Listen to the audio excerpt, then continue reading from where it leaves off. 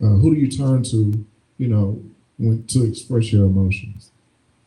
For me, I turn to my therapist. It used to, and some of my friends, but also too, I have the type of personality where it's like I don't want to people going through their own stuff. You know what I mean? And I don't like to like put all my stuff on my friends or my family. You know what I'm saying? I kind of, but this also goes back to how black men are conditioned as well too, because it's like I don't want to be a burden on anybody else. So I just kind of either if I talk to about my or talk to with my therapist about it, I probably just let it just sit. You know, which is not healthy, but I mean that's the truth. So. So I also have a therapist also, and there's certain things that I talk to them about, but normally my therapist just allows me to talk, to get it off, to get it out, or what have you, the one I'm dealing with now. But I do have some family, a couple of family members, and actually I have a good relationship with my wife on certain things. We have to learn our audience and who we can talk to about certain things to make sure. You have some people that may say, well, say if you're dealing with somebody that's ultra, they have an aggressive personality. So when you tell them, they're really on the man thing, well, man, brother, so I know if I need that, I go to you for that. But I know if I need you to tone it down and it's not all about the rah rah. So you got to read, you be able to read the people. That's how I do. I do have a couple of family members and I have a therapist also. Okay, I'm more along the same lines. I also have I always tell people my friends and the people around me are my blessing because I have, like you said, I have somebody that can give me the rah rah. I got somebody that be like, you need to chill out and look at it this way. I got somebody that's gonna be telling me you wrong. Get your shit together. You wrong. Tighten up. So I have all of those things, and I think more so because I hold my dad to a very high standard. I I'll take things to him, but also what you were saying, I know how he's going to think about some certain things, and I know that's not going to be the most comfortable space for me. So I'm still able to hear him out, but also understand what I need to do for myself in order to get to where I feel like I need to be. Now, if I fall, I'm also comfortable enough as going back to him and saying, "Hey, you know what? I tried it this way, it didn't work out." And I think that's why I asked when we have and kind of back to the last question, the being vulnerable. I wanted to ask you, how did you get both of you out? Because I've been to therapy before, but I not on a consistent level. How did both of you get to the point to where you were able to go and be vulnerable and put everything out there?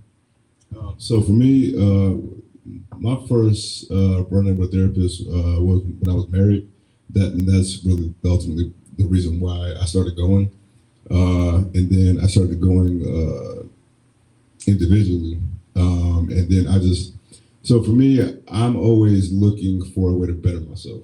I'm always looking for a way to grow or to be a better father or just to be a better human being in general.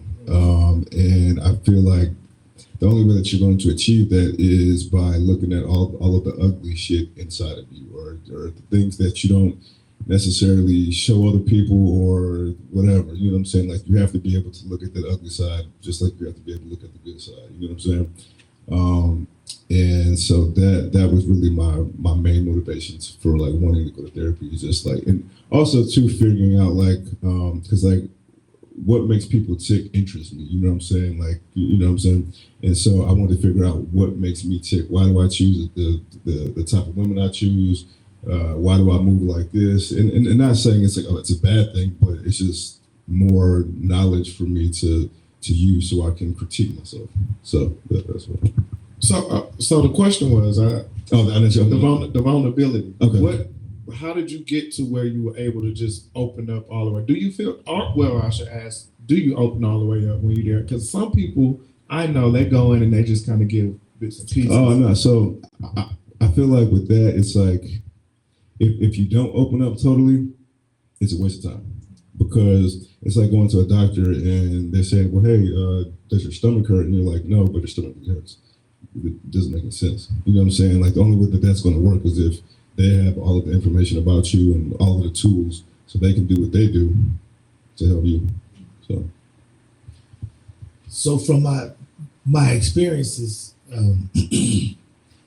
I've learned to be delivered from people, and I say this because I had to know that at the end of the day, I'm the one that's going to have the burden of maybe having to forgive, forgiving myself first, forgiving others, and doing. So first, I had to be good with me, and so once I got good with me, just say, I don't worry about whether you're going to judge me, the people that I'm dealing with, because I have to be happy, and I need to be happy. If I can't love me and be happy with me, I can't give to anybody else. So that's why I had to say, I don't allow people. I heard somebody say, don't allow people to rent space in your head. So I don't allow that. So that's why I can be vulnerable, because the judgment that I'm receiving, I'm going to judge me harder than anybody else will. So that's why.